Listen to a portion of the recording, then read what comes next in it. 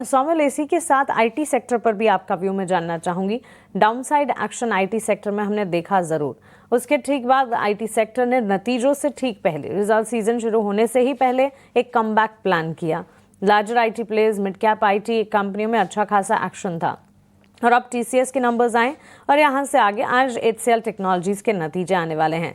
TCS के numbers even ahead of expectations अच्छे रहे और एचसीएल टेक के नंबर्स से भी अच्छे नतीजों के अनुमान हम लगाकर चल रहे हैं। ओवरऑल आईटी सेक्टर को आप कैसे देख रहे हैं? क्या अब भी इसे वॉच लिस्ट में रखना चाहिए? जिनकी एग्जिस्टिंग पोजिशन है उनके लिए क्या राय होगी? ओवरऑल अगर आप आईटी सेक्टर की बात करें तो let's say only the large caps TCS, Infosys, HCL tech और टेक महिंद्रा, अगर ये इन चारों की बात करें द बिग फोर, यहाँ पर TCS would be my preferred pick. मैंने पहले भी आपके शो में टीसीएस के बारे में बहुत बार बात की है, तो मुझे लगता है कि इसमें एक एक बाउंस बनता है in the medium term outlook. किसी भी स्टॉक में कोई ब्रेकआउट्स नहीं है या ऐसे कोई साइंस नहीं है कि यहाँ से मीडियम टर्म में या लॉन्ग टर्म में बॉटम हो गया है, लेकिन in the very short term definitely there is a bounce. High top high bottom formation है।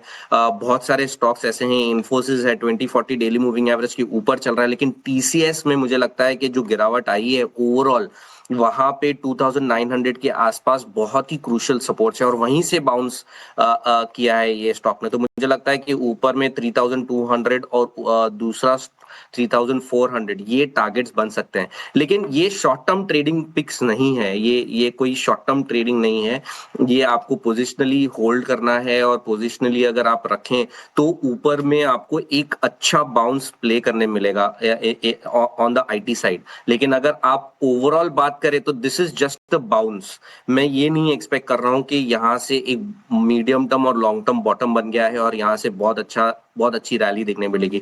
It's a short term bounce, short to medium term bounce, और ये लेवल के हिसाब से आपको खेलना है। ठीक है, लेवल बेस्ड कामकाज स्ट्रैटेजिकली आपको यहाँ पर आईटी सेक्टर को प्ले आउट करना चाहिए, ये राय मिलती हुई हमारे एक्सपर्ट से। रियल एस्टेट सेक्टर पर भी एक नज़र होनी चाहिए, क्योंकि रियल एस्टेट में ना लॉन्ग टर्म प्ले लगातार अप साइकिल का ट्रेंड जो है जारी रहने की बात हम करते हैं।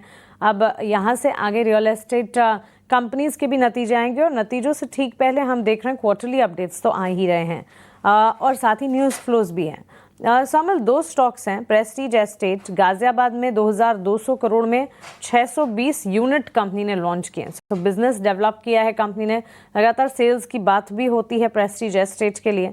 और फिनिक्स मिल्स Q2 और फर्स्ट हाफ FY26 के डेटा पॉइंट्स की अगर बात करें, स्ट्रॉन्ग ग्रोथ देखने को मिला है की मॉल्स में।